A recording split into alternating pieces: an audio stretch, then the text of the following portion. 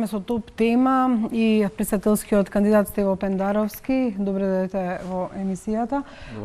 И моите колеги Джелан Низири, Билјана Секуловска и Марија Николовски заедно го ставаме на Жешкото столче и во следниот час ќе одговара на наши прашања поврзани со неговата кандидатура, меѓутоа и неговите визии и планови. Да не должам многу, бидејќи концептот е колку можеме повеќе да ви спрашаме.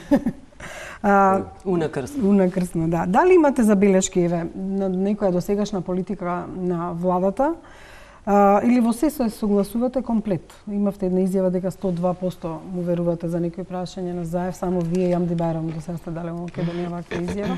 Има ли 102% кај што не му верувате? 102,5% му верувам на Заев и на целата влада во делот на надлежностите на председателот. Ние сме во кампања за председател, значи станува збор за надворешната политика и позицијата на Македонија во интеграциите и во одбраната и безбедност. Во што не му верувате или со што не се согласувате? Има ли такво нешто? Има, како не. Значи станува збор за случаи кои ги имавме и во поголем број на непотизам, кои не можам да ги одобрам. И не мислам дека со тоа што некои луѓе се повлекоа од која беа избрани на во таков еден контекст при предпоставен судир на интереси, не мислам дека со тоа штетата е поправена и не мислам дека се дава добар пример со тоа. Мислам дека не треба да се случуваат такви работи. Тоа зема замав последниве месеци и тоа се беа инволвирани и миња на високи функционери. Така што мислам дека треба да се направи механизам, некакви заложби гледам кај владата во таа насока, да се направи некаков совет во кој ќе учествуваат и припадници на невладиниот сектор и од медиумите генерално, луѓе кои не се врзани со владината структура, кои претходно треба да ги гледаат сите тие вработувања во јавниот сектор, кои не сме да се случуваат, повторувам, и воопшто не ме интересира, не ми значи образложението дека порано не сме можеле да се вработуваме од оваа политичка опција, сега можеме. Мислам дека по дефиниција, јас сум сега во позиција, сум година и пол координатор за НАТО, и било кој мој близок или од најтесната фамилија или од пошироката кој може да се доведе во врска со мене, не може да му објасните на никого дека ја не сум вртел телефон или дека самото моје име не значи презиме нешто и дека тој нема да има незаслужена предност, како се вели тоа при конкурирањето. Тоа е една политика која не политика, меѓутоа појави кои не ме бендисуваат и јавно сум го кажувал тоа. Маријан, повелете во овој контекст, ако имате прашање или друг? Добро, јас ќе се обидам едно прашање на почетокот врзано со кампањата. Ги гледав вашите спотови и во еден од нив или во два превојуваат, односно фотографии од вашиот политички ангажман како советник на председателот Борис Трајковски, фотографии од Киро Глигоров, но ја нема фотографијата од Бранко Црвенковски, па сакам да ја прашам директно дали сметате дека Црвенковски би ви наштетил како лик во оваа кампања или пак мислите дека Црвенковски не верува во политиките кои што денеска вие ги промовирате од типот на кохезивност и така натаму? Може нема да веруваш, меѓутоа ја не сум имал никаков удел во содржината на спотовите. Кои се, например, јас со Глигоров немам работено. Господинот Глигоров го имам запознаено во многу инстанции, во многу ситуации, меѓутоа немам никогаш работено во неговиот кабинет. А често го истакнувам како пример на председател кој надминуваше и етнички и партиски линии. Барем во 90-тите кога беше турбулентно времето, значи не сум влијал на содржината, инаку јас сум го кажувал тој во интервјуа порано, работев 4 години баш на позицијата советник за национална безбедност и во еден период 2 години паралелно и советник за надворешна политика на Црвенковски.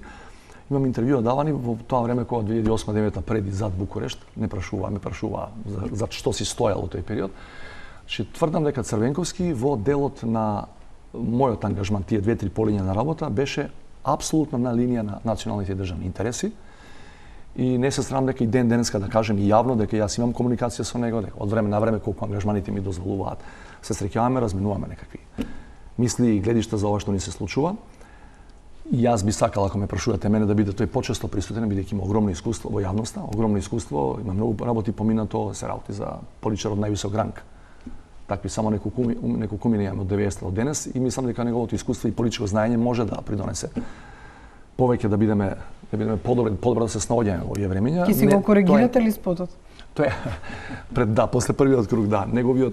ме прашуваат, например, зашто не бил присутен на конвенцијата или не конкретно конвенцијата, ајде он неговиот политички ангажман е, го знаеме сите, повечен. Меѓутоа прашањето е зошто го нема во спотовите. Затоа прашавте ли зошто ако не знам? Да, не сум прашал, немав ни време да прашам, меѓутоа неговиот став за негов јавен ангажман, мислам дека го знаете.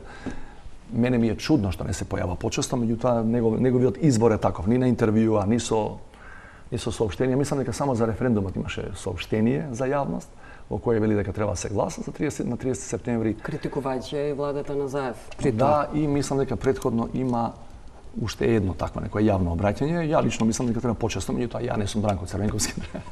Треба тој да реши. Значи, навистина мислам дека е штета. Мислам дека старата гарда политичари од 90-тите години треба да биде поприсутна, не само со пишање мемоарска граѓа, треба да биде практично присутна тука, не во политички партии, него.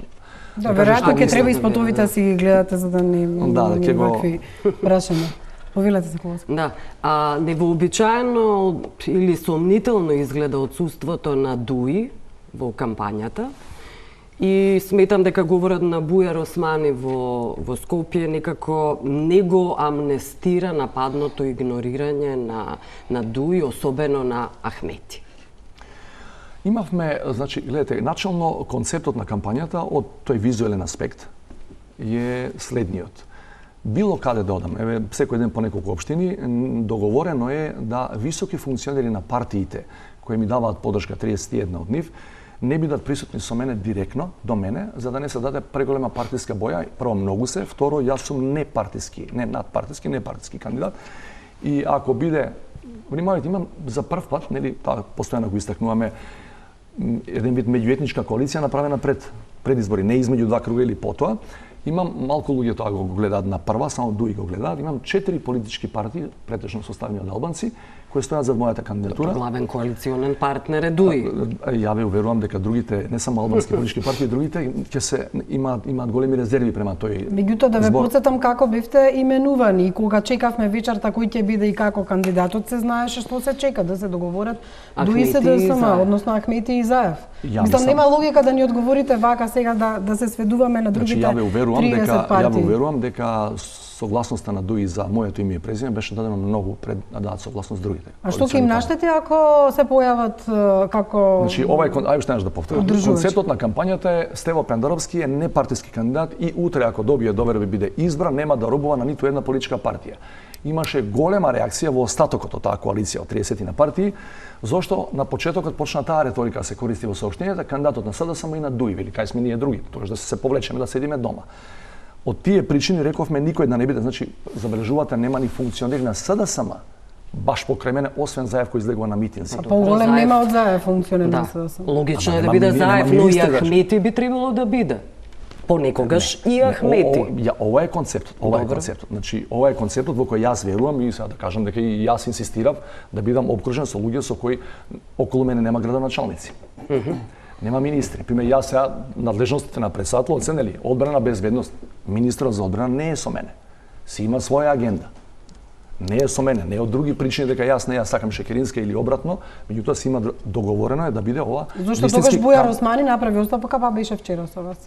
Бујар Османи е прво вице-премиер за евроинтеграција.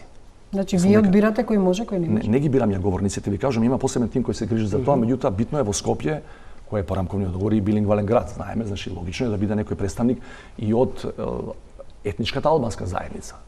Не се сомневате ли, само под прашање, не се сомневате ли во Дуи и во Ахмети дека можеби ќе одат на варијантата, на опцијата да нема цензус и тогаш Талат Џафери би бил председател? Не се сомневам, ако е тоа образложението или логиката за некаква пасивност, значи не се сомневам у принцип. Сите оние што застанале за мојата кандидатура, не се сомневам за ниеден, не морале да дадат поддршка, може да си останат на страна или додат со свој кандидат. Дека има сценарио Б, всушност, кој не ви го соопштува. Знаеш што, јас мислам дека тоа сценарио Б, еви да не го соопштува. Јас мислам дека тоа сценарио Б е на долг рок е неодржливо. Колку може долго да биде господинот Талат Џафери времен председател? Уставот вели, ако не се успешни ради одзивот председателските избори, веднаш потоа истиот тој човек треба, нема 6 месеци. Не, веднаш се распишуваат. Можеме да дебатираме што значи тоа веднаш, ма не може да биде 2 години, 3 години ако е тоа целта. Не можеме да биде. Се повторува. 2 пати ако нема, трет пат се оди. И тоа ако се влезе у процес на смена на уставот, може да помине година дена. право да ви кажам, значи мојот став ако го барате за тоа, јас мислам дека ова политичка коалиција на власт, ако влезе не затоа што ја би бил демек човекот кој не успел да освои таа позиција и сега не заради мене, значи слушате мене, тврдам дека позицијата на претседателот во нашиот политички систем е добро балансирана. Зависи од човекот сега плюс која работи, дали го бива за таа работа, дали има визија, може да биде добар балансер. Не треба претседателот да се бира во парламентот. И ја го кажам стално примерот од 2001 година. Сум работел со Борис Трајковски во тој период и знам. Него за претседател го избра пред се неговата матична партија, ВМРО ДПМН. Значи Љупчо Ѓоргиевски и Доста Димовска го направија грубо кажано претседател. Усред војна, усред конфликт, тој рече благодарам на неговата партија која го направи Борис Трајковски председател на во тоа време Република Македонија и рече ја не верувам во воено решение, во воена разврска, туку во политичка разврска. Може да замислите ако се бираше председател тогаш во парламент, што ќе се случеше? За едно попладне ќе го сменеа, ќе ставеа нивни послушник и прашање дали ќе имаме рамковен договор, на кој он беше покровител. Джелов, повелете може да се надоврзите на овие прашања. Од почетокот на кампањата се гледа дека се води повеќе кампања како за парламентарни избори, а не за претседателски. Го велам тоа заради отсутството на останатите партии во вашата кампања или пак вашето отсутство на одделените кампањи на политичките партии по конкретно кај албанците. Вие не сте повикани или тие не ви доаѓаат? Не, значи во кампањата секој од партиите која ме поддржува прави посебни и тоа е договорено. Значи прави посебни собири со граѓаните. Ја и физички не можам да бидам присутен секаде се разбира. Еве на да, но кај главните на главните имаме во Кичево на ДУИ кај што имаше главен митинг или на ДПА имаше во Скопје. Јас допрва ќе бидам во Кичево и таму ќе има луѓе и од другите коалициони партнери и од албанските партии, значи во Кичево допрва одам. За 2 дена од сега имам во Гостивор, ако не се лажам, и там тето бевме и бевме измешани во оваа политичка смисла, ако сакате. Има значи посебен караван во кој секој каде што е појак, зашто добар дел од тие партии се помали, да не ме сватат погрешно, немаат сегде не може да го покријат теренот и не одат, например, ДУИ сигурно нема активности во Штип или во Струмица, нема потреба да оди таму. И прават посебни каравани. Меѓутоа некаде во некои конкретни активности, да едниот штаб и другиот штаб се спојуваат и тоа е одлука на централниот штаб во кој има представники на ДУИ и на сите други коалициони партнери кои поддржуваат. Дали ви изгледа логично одделни кампањи за заеднички кандидати? Ама не може знаеш, не може да ги споиш комплет. Не можеш физички да ги споиш комплет. Пази, има 31 политичка партија. Има да речеме Добро, ама г зборуваме за градовите како што тој напомена Кичево, Тетово, Гостивар. Потсетете се на локални избори колку вешто тоа заедно го направи кога одеше во сите градови каде што имавме луѓе и од едната и од другата политичка партија, зборувам. Значи имаме такви случаи и ќе имаме такви случаи. Последниот митинг на пример во Охрид, дури и тамо ќе има луѓе, да не ги именувам секој кои се ќе зборуваат. Околу ова мислам дека е интересно да се вратиме на тоа дали се води кампања како за парламентарни. Тоа морам да ви кажам дека беше практична, конкретна политичка одлука на ВМРО ДПМН. Тие почнаа со тој тип на партиска риторика и гледам до ден денеска нивниот кандидатка постојано вели ако ги победиме се на претседателски ќе отвори пат за парламентарни. Оние изфорсираа. Не тврдам дека од ова условно кажано мојата политичка страна не го поддржаа тоа, особено кога Заев зборува на митинзи, изборува и за конкретни владини политики и што би правеле понатаму од аспект што би правеле од аспект на влада. Зборува да речеме Ахмети одделно, Тачи зборува одделно. Сите некако зборуваат за нивните политички агенди, ама не за вашата како консензуален кандидат. Добро, има. Еве на пример Бујар Османи вчера имаше неколку Затоа што прв пат се појави на ваш митинг. Бујар Османи да. Затоа што кога сме веќе кај поддршката, конкретните бројки од анкетата, ве загрижува ли фактот што иако цело време претендирате општество за сите, претседател за сите и сите тие мота се ваши, меѓутоа кај македонците се со 32,6% е Силјановска, вие со 28,6%. Очекуваната поддршка не знам колкава би била од албанците, таа е 20,5% наспроти нормално за Река 41,6%, а разликата е во рамките на статистичка грешка. Од друга страна се гледа дека нема тенденција да се зголеми бројот на оние што не одлучиле се уште за кога ќе гласаат и тој број е 17,7% ги имаме на скала од 1 до 10. Што дали ме загрижува од ова? Дека сте во рамките на статистичка грешка, иако цело време се трудите, нагласувате и водите кампања, дека сте претседател за сите, обидувајќи се да ги анимирате. Има и добар процент на етнички албанци кои... Меѓутоа, никако процентот. Например, на Силјановски е таргет од македонците. Има 32,6% кои се стабилни. Вас ви е таргетот широк, меѓутоа не гледаме од каде доаѓаат гласови, затоа што нигде не се зголемуваат бројките.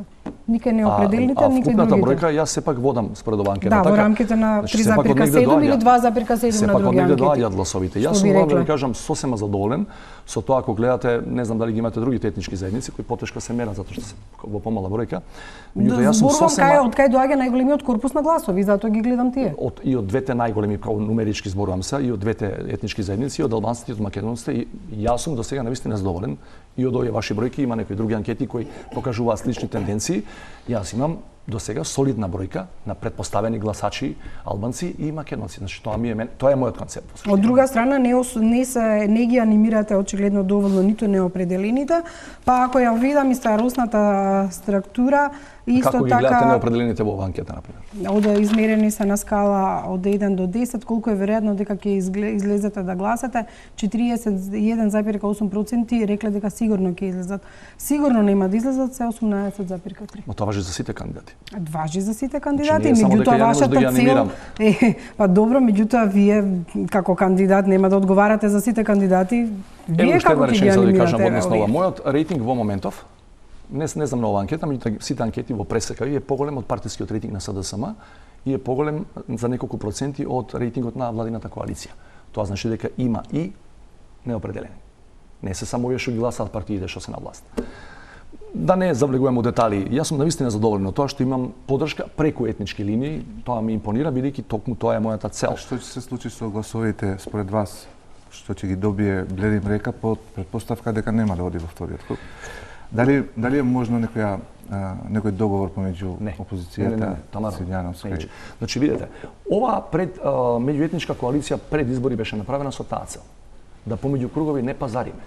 Туѓо ми било секој пат. Знаете, и години на нас сме зборувале за контингенти гласови и ти ќе ми дадеш толку, ја ќе ти дам толку и после 2 директори или 3 министри плюс минус. Ја прво нема да влезам во такви преговори. Второ, ако Но чуем нема ни да знаат за такви преговори. Добро, не ме подценувате. Ја имам прилично добар квантум на информации секој пат, поготово кога сум ја во прашање. Вие исклучувате можен договор помеѓу нема, значи може албанската опозиција и ВМРО да помине за гласовите. Меѓу кого? ВМРО да помине и албанската. Не можам да знам. Ја можам да тврдам за себе и оваа коалиција ниеден нема да биде овластен од мене, од овие што сега ме поддржуваат, да преговара за гласовите на Блерим Река. Ниеден. Кој сака, видите, дајте да ги третираме. Нема, дај да ги третираме и албанците као. Не прашање дали ќе ги мотивирате албанците да гласат за вас. Еве овие што се 47,6% сега за Блерим Река. Па не се сите албанците. Не се сите. Но за Блерим Река гласовите. Гласови на Блерим Река. До сега во кампањата, да не забораваме, 2014 бев кандидат и тогаш имав, еве да ви кажеме една проценка што ја направивме по завршување на изборите, помеѓу 35 и 40 илјади албански гласови на албанци имав на тие избори, на врвот на автократскиот режим на Груевски. Која многу луѓето и македонци и албанци не беа слободни баш да. Па и коалициониот партнер во тоа време многу не дозволуваше бидејќи сакаше да остане во истата владина коалиција. Значи јас веќе имам покажано и пред 5 години сега дека можам преку етнички линии. Колку ќе биде тоа? Дали ќе биде доволно? Ќе процениме кога ќе дојде време. Во контекст имам едно прашање, ако ми дозволите. Добро, па колеги. Пред 5 години нели Дуи повика на бојкот да не гласаат на вториот круг на претседателски избори и сега Дуи ве поддржува. Сега за вас што се смени? Се смени Дуи како политичка партија или пак вие се смените? Жал, значи ја не сум се сменил сигурно. Меѓутоа да не бидеме фасцинирани само со Дуи. Еве неколку примери плюс. Не е критика, правиме моја. Мене ме поддржува ДП сега. Мислам дека сите се сеќаваме на познатата Сушико коалиција измеѓу двата круга во 2014 година. Мендук Тачи јавно изјави помеѓу првиот и вториот круг дека во втори круг ќе гласа за Ѓорги Иванов. Тоа е еден интересен парадокс кој никогаш не сте го анализирале, ниту јас, а го знам. Ѓорги Иванов во вториот круг на претседателските избори 14 има повеќе албански гласови од мене, имено заради гласовите на ДП. Се можеме за ДП да зборуваме. Што правиме со помалите етнички, така наречени помали етнички партии? Амди Байрам беше во таа коалиција, партија Турција, партија. Значи очигледно вие таргетирате такви. Сега се мене ме поддржуваат. Значи треба да ги прашате нив зашто сега бидејќи ја не сум се променил сигурно за 5 години. Меѓутоа ја би било политичко самоубиство да кажам ти не бидејќи ти 2000 таа година беше против мене. Имале моја предпоставка, имале поинаков политички контекст, биле во некоја друга владина композиција и решавале како што им налагале нивните гласачи и членови. Не знам друго образложение. Марија? Јас ќе се обидам уште едно прашање у овој контекст. Верувате во сите гласачи на СДСМ за вас? Овие како културно ги нарекуваат експертиве кроз табулации, до сега, баш вчера бидов една од последните анкети кои се прават постојано за наши потреби и за потребите на штабот, покажуваат, да не кажам 100%, меѓутоа покажуваат висока, многу висока подударност. Зборам за членство и оние традиционални гласачи, што ги нарекуваме на СДСМ, со мојата кандидатура. Че ако алудирате на тоа дека во СДС веројатно или можеби постојат и порано и са некакви фракции кои не се задоволни. Прашам директно, каде е Никола Димитров, например? Тоа не е СДС. Тоа не е СДСМ. Од него? Па онда да има јавен пост на Facebook. Дента кога ме објавија за официјален кандидат, рече Стево со среќа. Ама бидејќи почетокот на кампањата мислам дека не е ни во Македонија. Ако можем да приметам предпоставам да. Службените патувања. Предпоставам да. Очекувате да се појави на некој митинг до 21? Па јас сум работел со него 20 години, се знае, ми сме работеле на многу тешки времиња заедно. Те прашам во контекст на прашањето за името, сепак тој и Заев беа клучните фигури кои го решија тоа прашање за името. Денешната цела кампања се темели на тоа, и од ваша и од страната на опозицијата на името, а Димитров го нема во... накусо, ви даде подршка. Накусо, освен тоа што е наводжен, накусо би очекувал, би било логично, било природно да се појави на некој собир или да даде некаков друг тип на јавна подршка. Би побарале од него тоа да го стори? Не би побарал од никого. Не би побрал од никого, принцип, мислам дека тоа ми е туѓо као на човек. Као на поличар да барам, аман заман, сними нешто за мене или кажи. Меѓутоа логиката кажува дека, внимајте, 2001 бевме кај Борис Трајковски заедно, у тоа време, и рамковен договор пред зад. После тоа Ама се менуваат интересите, тој беше кандидат за председател, условно кажано во... Па ги гледате другите кандидати што беа за председател и вчера на митингот беа и маички облечени Оливер Спасовски, Радмила Шекеринска, одат и од куќа на куќа во рамки на таа кампања. Така што и тие беа сериозни. Тие се партиски. Тука се. Во контекст на тоа дека за цело време и повторувате, нели, за кој период сте работеле како советник за национална безбедност кај председателот Трајковски, во кој период кај Црвенковски, цело време претходно бевте и се знаеме од Министерството за внатрешни работи во одделот за аналитика, меѓутоа искрено кога пребарував во архивите да видам која клучна реформа или што клучно сте предложиле во сегментот на национална одбрана, не можев да најдам нешто. За во МВР период? Конкретно, не зборувам за советник за национална безбедност. Сега сигурно ќе се пофалите со НАТО, кое што е известно и тоа го велите во митингзите. Меѓутоа, еве, потсетете ме што клучно сте направиле како советник во рамките на сегментот национална безбедност и реформи евентуални. Не зборувам за периодот од 2001 година. Значи, гледате, реформите, кога сум работел за два председатели, реформите ги прават председателите. Например, стратешките одбранбени предлези, одбранбената стратегија, стратегија за безбедност. Меѓутоа, што сте советувале? Или во сегментот на одбраната, или во сегментот на Агенцијата за разузнавање? И во сегментот што е применето и клучно ги променило. Значи, јас бев член на работните групи, освен што бев секретар на Советот за безбедност, бев член на сите работни групи кои се бавеа од 2001-2002 со документите кои се стратешки за државата, значи за безбедност, за одбрана, стратешкиот одбранбен преглед. Од тогаш, во тие 8 години до 2009 работев бев член на работни групи кои предложија такви документи и кои беа одобрени од НАТО, значи во тој период. Ја не можам да иницирам. Знаете што, јас сум член на работна група, меѓутоа кога ќе дојде стратегијата за одбрана да се одобрува председателот на државата. И јас во таа насока сум го советувал. Значи во тој период сите наши клучни документи се одобрени од НАТО алијансата. Еве во сегментот на Агенцијата за разузнавање, ако станете председател, што ќе смените? Или што сте се обидувале да смените, а не ви поминало кај председателите? Јас не сум се обидувал, ако не збораме за кадровските решенија, кои не биле мои, се разбира. Па се подразбира. Не се согласувам со, например, делови од Агенцијата за разузнавање учествува на 27 април. Тоа не може никој да го оправда, а не бил председател. Значи, никогаш со години и години се спротивставав на обидите, независно која влада е на власт, да се спојуваат УБК и АР. Затоа што знам, и го предавам тоа, и практично го работам, знам дека е најдобро да имате дисперзија на клучните разузнавачки системи и дека е многу побитна координацијата меѓу нив отколку да бидат сите под една капа. Ако беа сите под една капа во неколку клучни историски моменти, па и скоро, ако не бе еден под председател, другиот под владата повеќе, како органи, мислам дека ќе имавме повторно еден човек ќе ставеше капа или шепа врз нив и ќе беше, немаше да еве да ви кажам 2001 спомнувате и од тоа што знаеме, ако не се лажам. Во 2001 година председателот на државата примаше за клучни безбедносни настани сосема различни извештаи од АРМ, од Агенција за разузнавање и од УБК во тој период. Значи еве да ви кажам, јас сум го кажувал јавно, ми се чини еден драстичен пример, да не е битно сега која од овие два органа, едниот орган му вели ноќаска кај Радуша, вика од Косово се префрлени 400 луѓе во униформи. И се тоа е аларм, тоа е знак за аларм, не за председател, за било кој нормален човек, тоа е на периферијата на Скопје практично. Бара од другата фирма, од другата агенција, од другиот орган да потврди, да негира, бидејќи доаѓа од странска држава, значи тука има испреплетеност на овие што се завнатре, овие што се преку граница, и ти велат немаме никакво сознание. Има неколку 20-тројца шверцери што се тоа не е организирана вооружена формација, овие велат зборат униформирани и вооружена. Значи многу е зашто беше тоа така, затоа што едниве беа под политичка капа на председателот и навистина му беа лојални на председателот, другите беа под другата политичка опција. Како ќе обезбедите лојалноста со овој кадровски потенцијал?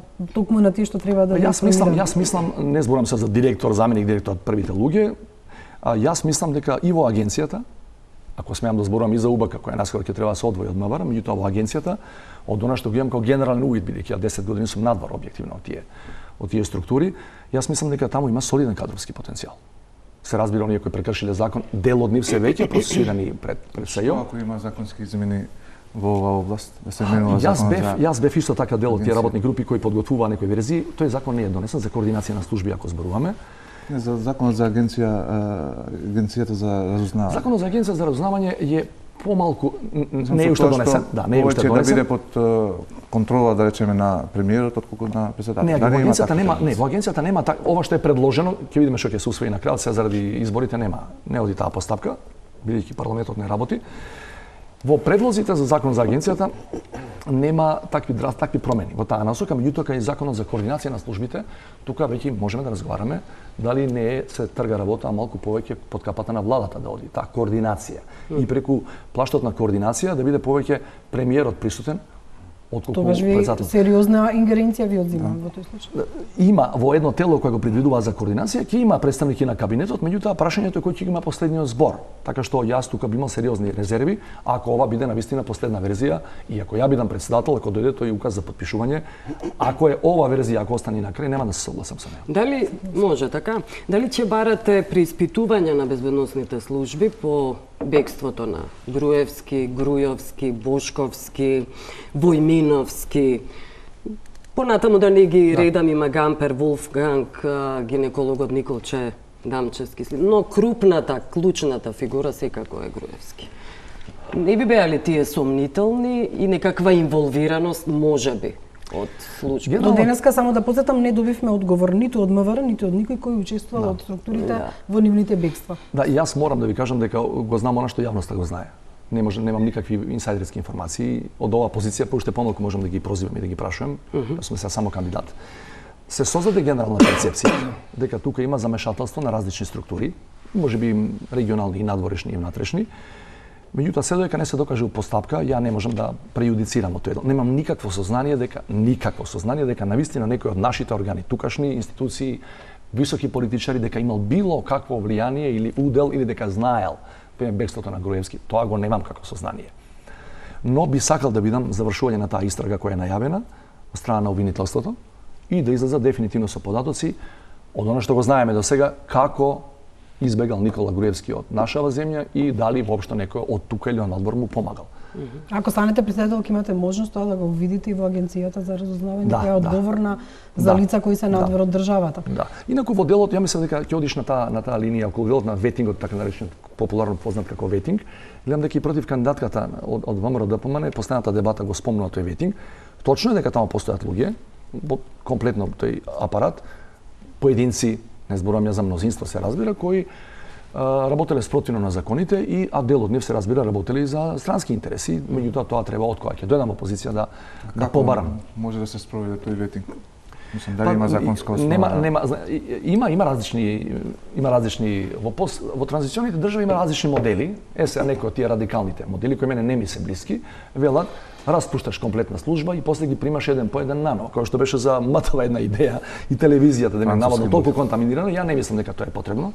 Мислам дека надлежните органи, ако работат професионално, точно може да утврдат во изминативе 10 години работел спротивно на интересите на Македонија или правил криминали. Што не мислам дека треба сите колку и да се работели. Дали имате визија како тоа би се спровело, а да не се партизира целиот тој процес? Да не направите ветинг па да ги Тука да, тука види, предизвикувате види, ако некој прекршил, реакции од другите тај тенка линија, меѓутоа професионална институција може да го направи тоа.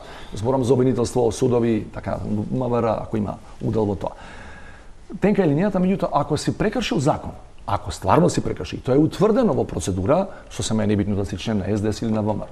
Значи не можеш да кажеш дека е истеран човек од ВМРО или од СДС затоа што си прекршил или не си прекршил закон. Тоа е линијата на Во разборување. процедурите на испитување на разузнавачите спаѓа и ставање на детектор на лаги, како еден. Јас знам како правник дека детекторот на лаги да. прво треба да знае јавноста дека детекторот на лаги не е задолжителен, може да го одбиеш. Ако те повика да даеш, може да го одбиеш, колку што јас знам некои од крупните риби народски кажано, веќе одбиле да бидат на детектор. Постои како можност, ако се спроведува ветингот, еве уште. Но не е и одлучувачки. Не, ако во кривична процедура тоа не е доказ и ако сакаш можеш да го одбиеш како метода, тогаш овде ќе биде. Тука има соработки со партнерски служби, регионални и континентални од НАТО службите.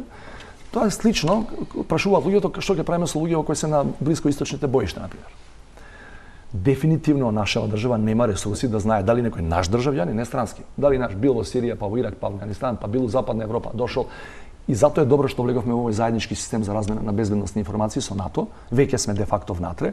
И тоа го кажувам постојано колку треба добро да се екипираме во тој дел, бидејќи тука има навистина драгоцени информации. На дневно ниво во алијансата се разменуваат од 800 до 1200 информации. Сите тие не се за нас, се разбираме, меѓутоа тука има некои работи за нас, а ако побараш и билатерално, и мултилатерално може да ти дадат плюс.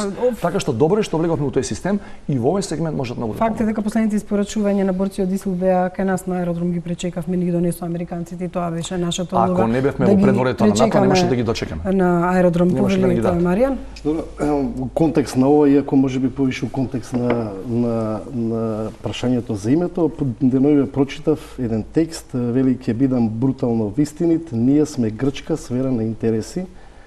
Шегата во грчкиот печат дека Грција ја посвоила Северна Македонија звучи посимптоматично, но вистината е ова која кажав.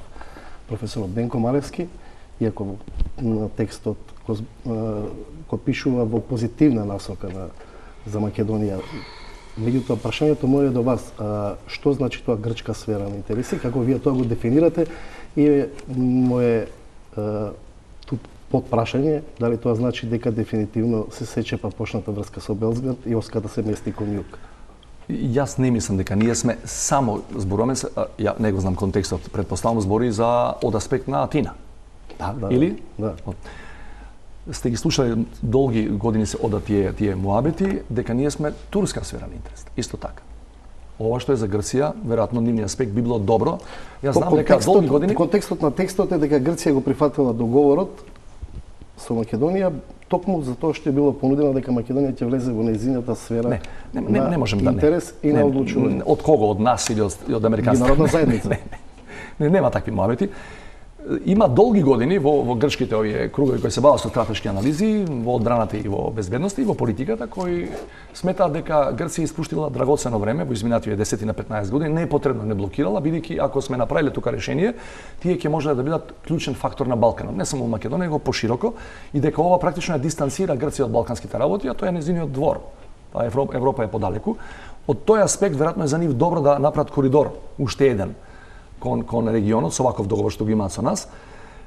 Знаете, да повторам, дека некои велат дека сме во турската зона на интереси. Некои велат, и тука има и доста вистина, дека поради тоа што бевме во поранешна Југославија, децении во иста држава, дека Србија има диспропорционално на своите ресурси влијание во Македонија во различни сфери. Не сум чул само уште за Албанија и за Косово дека со оглед на бегството на Груевска се вратам како беа сите сложно некако согласени околу соопштенијата. Така што мене ми е конечно, мене ми е драго што држави кои се веќе членки на евроатлантските структури велат дека сме ние и во нивната зона на интереси, Турција е долгогодишна членка на НАТО, Грција исто така. Меѓутоа, да знаете, поради хетерогената структура на Македонија и поради нашата многу специфична географска позиција, не може ниту една држава ви тврдам од нашите 5 соседи да каже дека ние сме ексклузивно нивна зона на интерес. во однос на, ако имате овој контекст, јас имам уште едно прашање што се однесува на евроатлантските интеграции. Ги извадив речиси сите говори ви се едно дека докажано е и тој од вчера кај сите земји членки тој е најбрзиот начин државата да застане на свој нозе, да се крене, да започне со стапки на развој како што не сме имале досега и конечно стане дел од тоа европско семејство. И тука ги спомнувате и фондовите кои би дошле од Европската унија.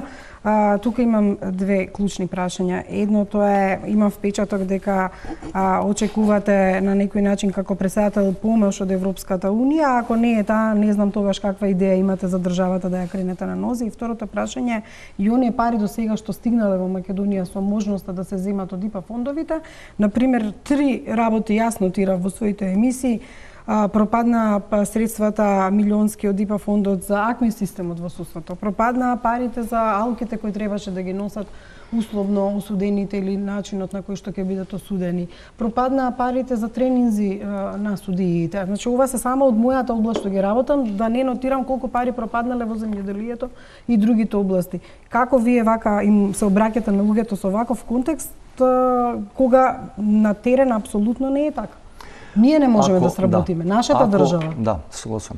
Ако сме во преговори со Европската унија, кога ќе пропаднат парите по некој проект, ние нема да добиеме штикла, како ја викаат млади. Тоа е затоа што ќе се изменат правилата од следните години. Тоа го прави Европската унија. Постојано велиме, значи мене ми е можеби и за секој нас, за секој граѓанин срамота да кажеш дека ние не можеме без таа надворешна евалуација, нарекувам, на Европската унија.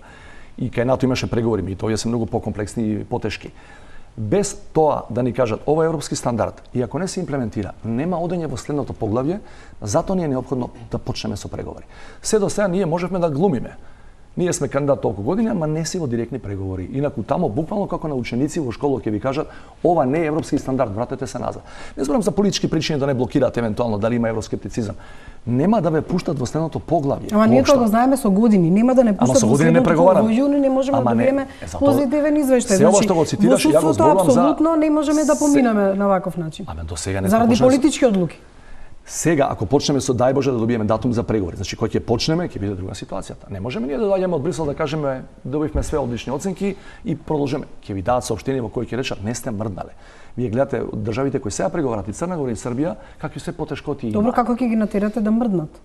Европската унија ќе ве натера да мрднете. 35 поглавја, 30 тима. Затоа треба капацитети, луѓе, работа. Црна Гора 2013, ако не се лажам, ги има отворено преговорите и досега има затворено само 2 поглавја. Да, види, значи да немате дилеми. 2005 станавме земја кандидат.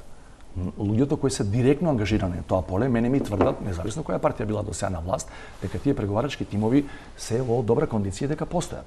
Значи, нема врска СДС ВМРО. Инфраструктурата на тој преговарачки тим, 35 тима со пропратни експерти. Манчевски рече дека немаме експерти. Пред некој ден. Слушайте, на Дамјан Манчевски имаше пресконференција. Има пресконференција во која вели дека ние, тоа што беше наводно заспано со години и години, постојат од времето на Шекеринска постојат тие, од времето. Само меѓувреме бидејќи се бавевме за домашна политика и да не повторам се режим, межим, така, јасно ви е дека се има луѓе, како нема луѓе. Тој беше загрижен. Прашањето е дали ние можеме веднаш да стартуваме со полн капацитет инаку.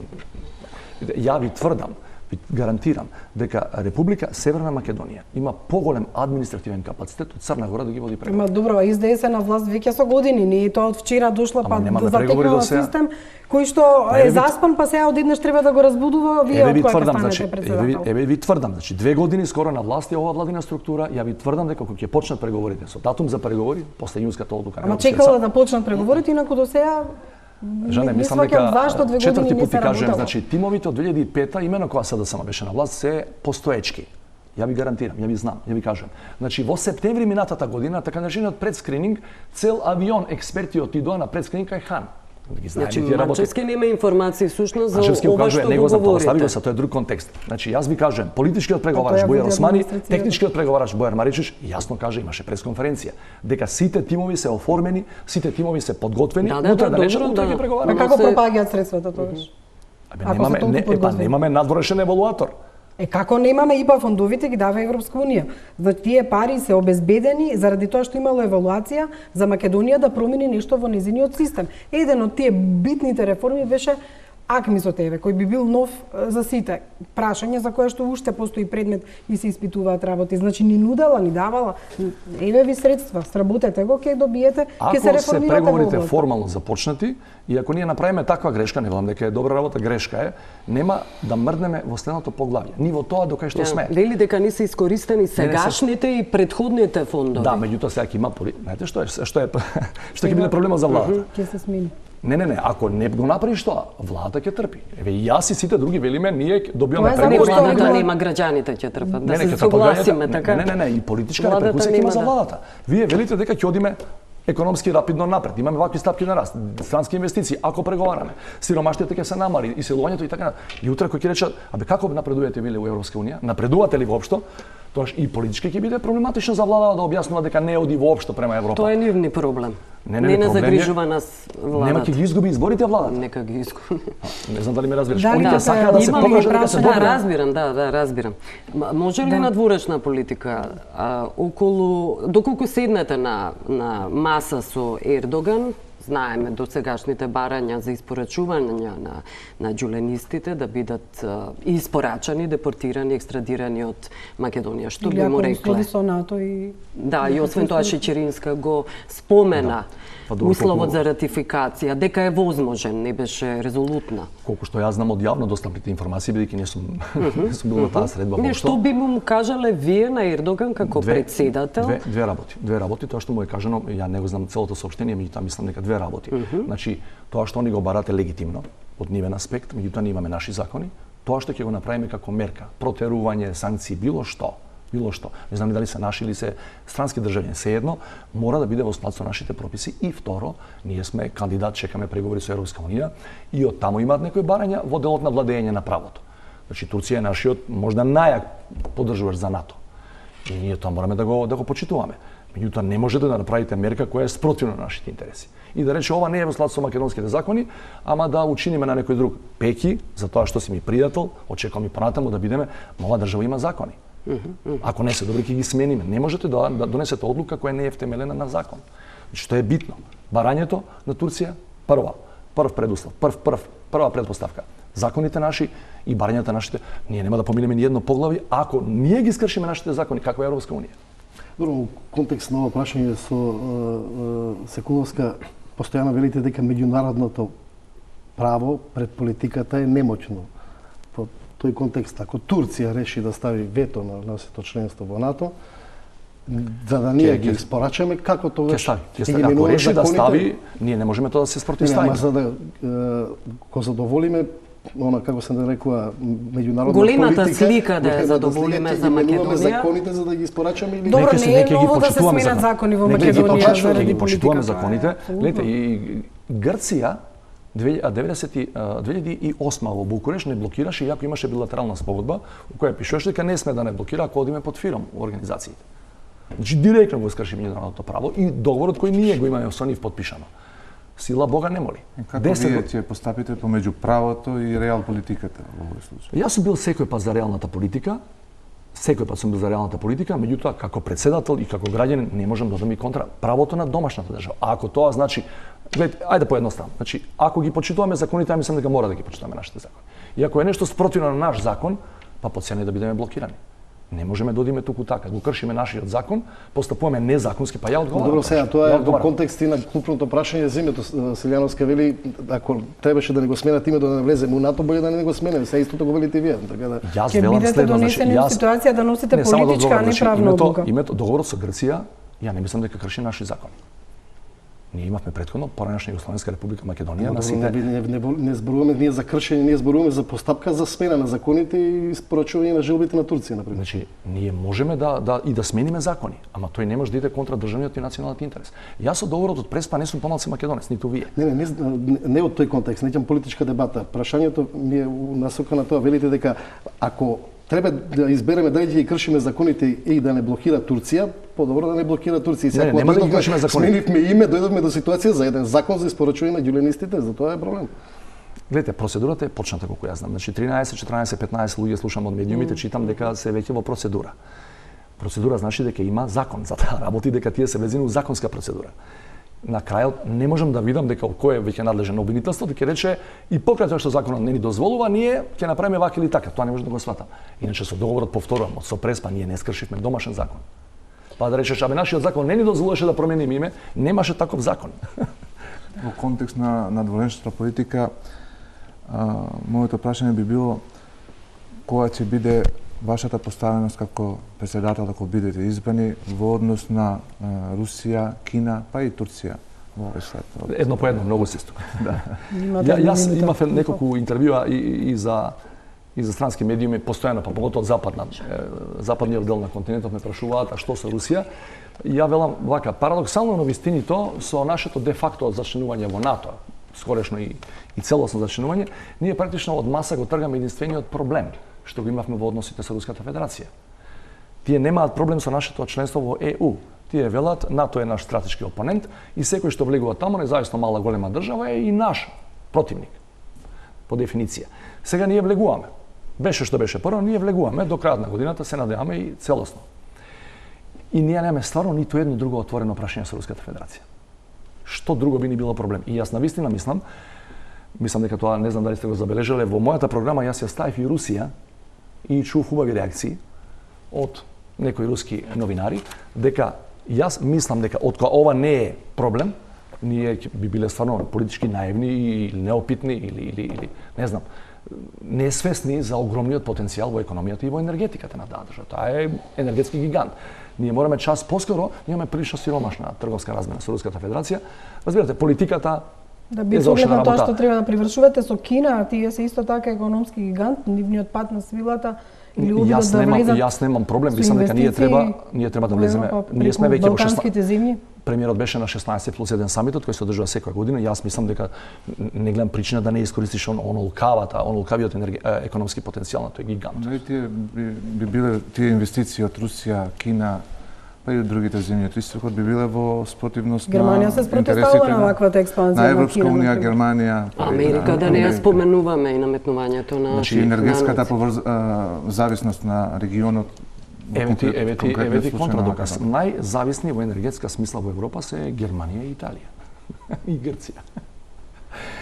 Значи, германската економија во огромен дел зависи од рускиот газ. Но администрацијата на Трамп има проблеми со Германија, токму заради ова... Добро, они имаат некои давања, земања меѓу себе, да ги оставиме големите. Значи, ако Германија вели си гради посебен таму еден северен ток се вика, си прави со надвор од заедничката европска политика од тој дел, ако прави посебен гасовод со Руската Федерација, гледајќи ги своите интереси, не може Германија да ми каже да не соработувам во тој дел со Руската Федерација, во делот на енергетиката, ние сме 80% ние сме енергетски зависна држава. Пауза за реклами и имаме време само за блиц прашање и куси одговори од кандидатот за претседателство Иво Пендаровски. Останете со нас.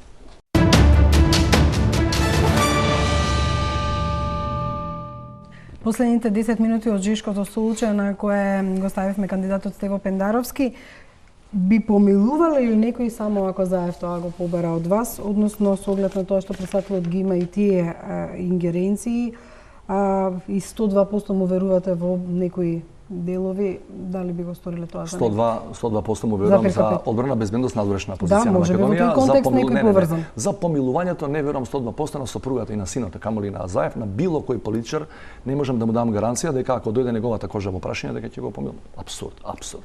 Би го подпишале ли законот за СЈО во контекст на тоа дека ако е очигледно од него дека некој ќе биде на тој начин помилуван од бомбите како докази, а најмногу беа функционерите на ДОИ?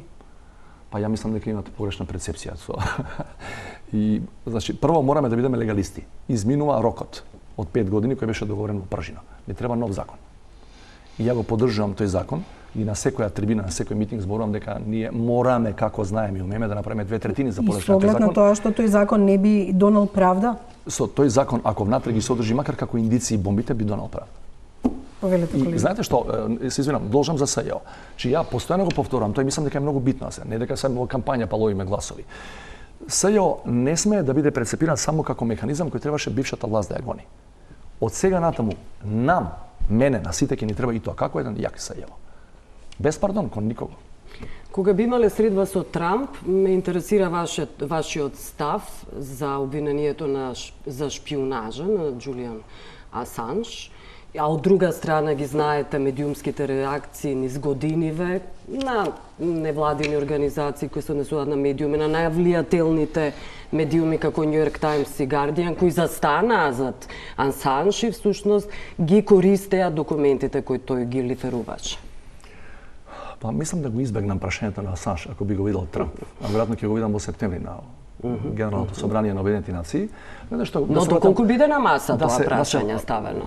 Тоа е прашање, се разбира. Сите можеме да избегнеме низгодни... Нема да бидем на маса, ако имаме билатерална средба, тој нема да ме праша што има американски закони, ако го испорачаат воопшто за Америка, тоа ќе биде внатрешна работа на американската политика и на судовите, не моја. Се вратам малце на, ако ми дозволите, на Ердоган, сосема накусо... Ви од Асанж и Трамп на Ердоган одите, или не сакате директно и од да ја одговорите? Слушаме се, значи, мислам дека тоа у подтексти беше на прашањето. Кого ќе избере американскиот народ, тоа е председател на Америка. Кого ќе избере турскиот народ? Ако некој сега ме тераат, на пример мене и другите, што мислите вие за владењето на Ердоган? Тоа е работа на турскиот народ.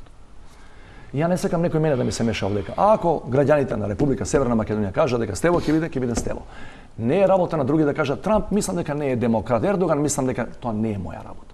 Тоа е можеби твоја работа како новинар, како експерт. Така што ако Трамп каже согласно американските закони, ова е наш национални интерес, ја морам тоа да го почитам. Вие дека одите кај некој диктатор да речеме и ние нормално дека ќе ве критикуваме како председател дека поддржувате диктаторски. Не зборам, не зборам ниту за Трамп ни за Ердоган. Но со Путин имате намера да се видите. Апсолутно. Апсолутно во делот на економска сама. Апсолутно, видите, ја не мислам дека освен севернокорејскиот лидер, па ја видите, ја треба да работам за граѓаните, ако ми ја дадат да веруват.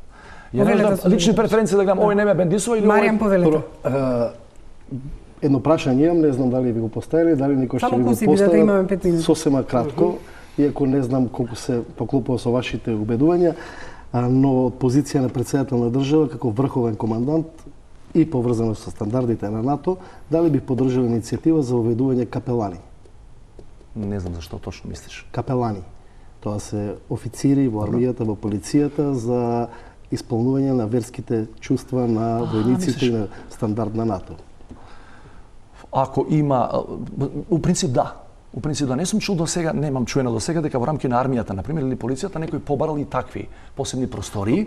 Верските заедници тоа се структури кои што се дел од НАТО, некаде се униформирани, некаде не се свештеници кои што помагаат на... Немам, у принцип немам против тоа. Се разбира надвор од она што значи вежбовна активност, не дај Боже воена состојба и така кога тие работи треба да стават на страна. Јас како водител да злоупотребам што ќе стане со назначувањето на генерали аташеа во Брисел и во Франција со оглед на ова закошена состојба по назначувањето од страна на Иванов. За жал не е само со воени аташеа. Ние во овој момент и тоа е надворешна политика. Бидејќи уште не знаеме ни како ќе реши по прашањето на именувањата. Гледайте, не ја знам процедурата дали до се испочитување, меѓутоа 22 амбасади во моментот и тоа е надлежност на председателот, немаат амбасадор. Ние сме у парадоксална ситуација бидејќи Иванов не сакаше да направи една кохабитација нормална со владата, со Димитров пред се, како представник на владата, ние немаме амбасадор во Вашингтон, најголемиот стратешки поддржувач, често се фалиме. И што е парадоксот да биде уште поголем, ние до крајот на годината велиме сме, сега де факто ќе бидеме и полноправна членка на НАТО, немаме амбасадор во НАТО. И во 22 вкупно амбасади немаме прв човек. Што ќе направите? Тоа е скандалозна ситуација. Ќе ги пополнуваме во соработка со оваа влада или ако дојде некоја друга влада потоа, фала Богу. И интерес е на Македонија да има во Москва, во Вашингтон, во Берлин, во каде веќе нема во НАТО. Редот е на дело. Дај ќе бидете председателот СП, граѓанинот Стево Пендаровски и председател на СИТ. Што нели? Сега тоа е одлука политичка на оно што евентуално да алудирате на оно што евентуално ќе ги изгубат изборите. За жал таква традиција се воспостави. СП. Да, со иницијали, да. За жал таква традиција се воспостави и видовме дека дури негде на половина од мандатите на тие председатели кои беа именувани како со иницијали, па требаше нешто крупно да се случи и 2001 и потоа за дел од тие одлуки да бидат изменети. Јас се надевам, бидејќи стварно сум уверен дека ќе биде демократски амбиентот за избори, дека и ако ја не бидам председател, ја вечерта ќе се јам да честитам на другиот кој победил. Мислам дека треба да поведуваме нова политичка култура од тоа. Меѓутоа ја нагласувате скромноста според анкетниот лист.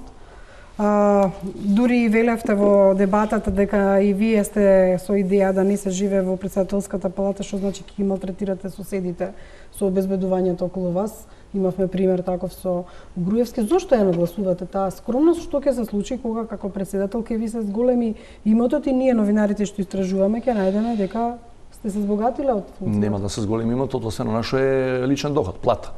Моја и на сопругата. Како мислите? А како е можно истиот имотен лист да го имате како што го имате сега, така го имавте и пред години? Како е можно ние другите кредити земаме во време? Вие ни кредити сте земале. За жал, дојдовме во ситуација да тоа е политички парадокс. Како ја мислите има? Па од плата сум живел сите овие години до ставна. Не, чудно ми беше што да ви не сте...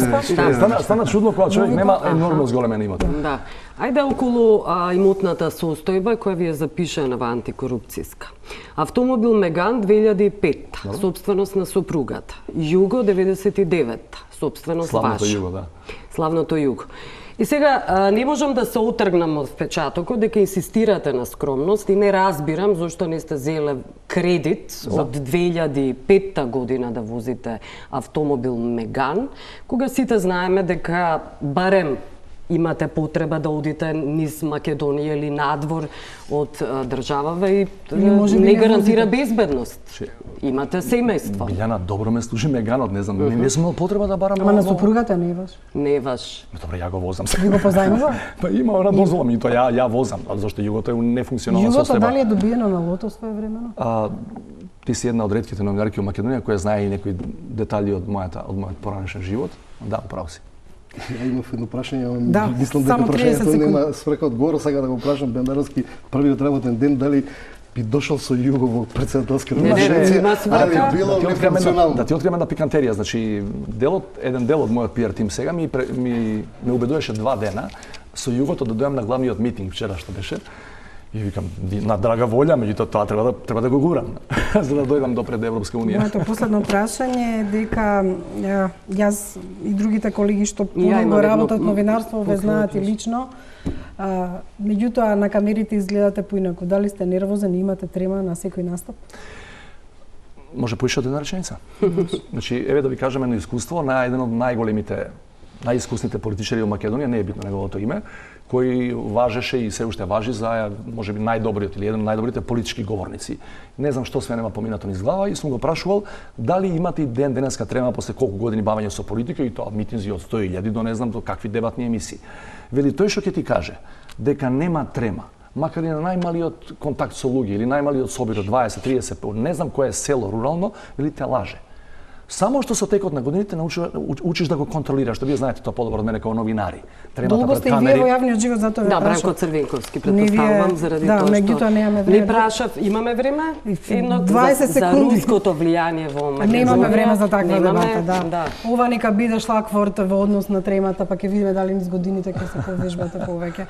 Благодарам. Мислам дека не ми треба вежбање, зашто? Па на камера изгледате нервозен. Тоа е твој впечаток. Благодарам многу за гостувањето и на кандидатот Стево Пендаровски и на моите колеги новинари кои помогнаа да го реализираме ова жешко столче. Останете со програмите на Телма.